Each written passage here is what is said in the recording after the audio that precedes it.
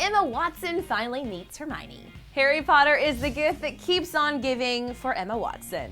Emma Watson, who made her mark in Hollywood by playing Hermione Granger in the Harry Potter film franchise, attended the stage production of Harry Potter and the Cursed Child in London last night and lost all chill. She took to Facebook to not only give her Potterhead stamp of approval, but also fangirled a little bit, saying, "I came in with no idea what to expect, and it was amazing. Some things about the play were, I think, possibly even more beautiful than the films. Having seen it, I felt more connected to Hermione and the stories than I have since Deathly Hallows came out, which was such a gift."